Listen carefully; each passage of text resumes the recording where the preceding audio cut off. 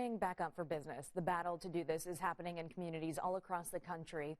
Protesters are packing together to get their point across. And this as the United States hit a new milestone, more than 700,000 confirmed cases of coronavirus. Here's NBC's Sam Brock. Fresh anger rippling across the country. I need my job. I need to work. From coast to coast, thousands of people frustrated. We're not going to have a vaccine for at least 18 months. We cannot shut down our state for 18 months. About their economic survival in the face of widespread shutdowns.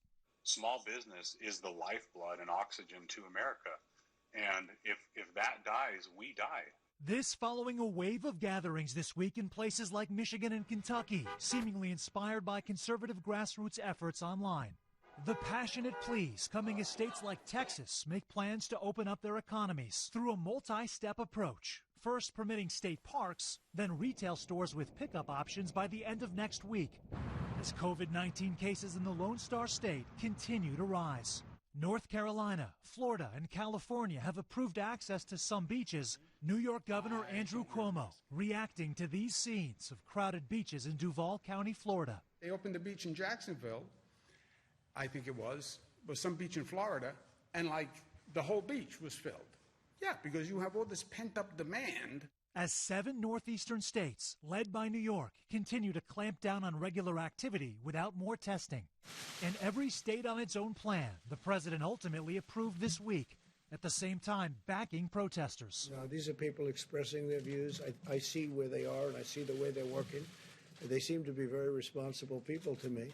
And going further, tweeting, "Liberate Virginia, Michigan, and Minnesota from stricter rules on social distancing." This is just grossly irresponsible, and it is dangerously bombastic because it inspires people to do dangerous things.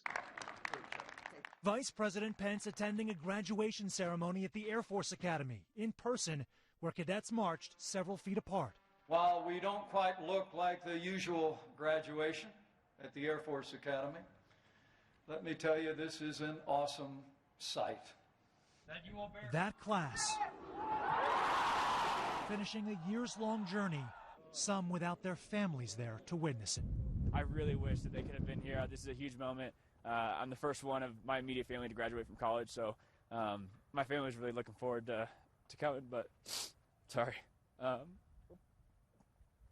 And here at home, a protest amidst the pandemic. Hundreds of people gathered this weekend outside the governor's residence saying they want their freedom. As our Alan Carter shows us, they claim the stay-at-home order is an overreach of government.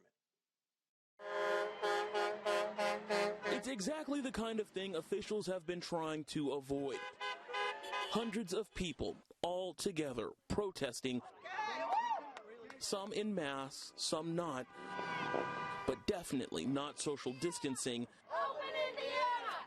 But they say their concerns are that serious. Enough is enough.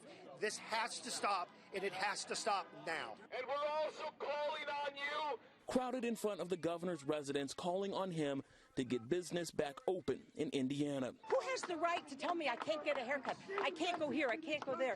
Certain places are winners, certain places are losers. It's crazy, absolutely nuts. There are a lot of differences of opinions about this disease. For some, the economic shutdown has hit hard. Nathan Red is a business owner. We provide nursing, therapy, and caregiving services. And we have so many people right now that are out of work because families are choosing to self-quarantine or the government has told them. But down the road, a counter-argument from protesters protesting the protest. It makes me angry when people ignore the science that seems to be working. People are putting their own needs and their wants and what they want above what's best for the economy as a whole. COVID-19 has killed nearly 40,000 Americans. Of course, the fear is that relaxing conditions too soon leads to a resurgence in cases and in deaths. Folks here say it's a risk they'll take. I'm not wearing a mask. I'm shaking hands. I'm hugging people. Because you know what? That's what we do. And if I get sick, then I'm going to bear the consequences of me being sick. If anybody else gets here would happen to get sick, they bear the consequences of their choice, their free choice without government coercion to do so. That's what this is about. All right, so let's update the numbers here in Indiana from the health department. Our state has surpassed 10,000 positive cases of COVID-19 and 545 Hoosiers have died. Some perspective here for you. Most of the positive cases are people in their 50s, closely followed by people in their 40s, and most of the deaths are Hoosiers who are over the age of 80. Marion County continues to outpace all other counties in the number of COVID-19 cases. Right now, more than 3,600 cases with 190 deaths. Nationwide, the U.S. has now topped 36,000 deaths. We've heard from Hoosiers who say some people are not following the stay-at-home order. So our 13 Investigates team asked the state about how many complaints they've received. So far, the state's task force has investigated more than 1,000 complaints.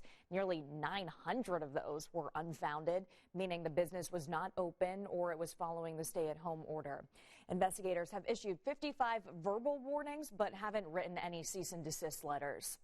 We're learning more about a failure by the CDC to quickly produce coronavirus test kits. The Washington Post reports a contamination at one of the CDC labs in Atlanta ended up impacting some of the test components that are used to detect COVID-19. The CDC tells our sister station there in Atlanta that the issue is being investigated by the Department of Health and Human Services. One of the components impacted for the test may be the result of a design or manufacturing issue.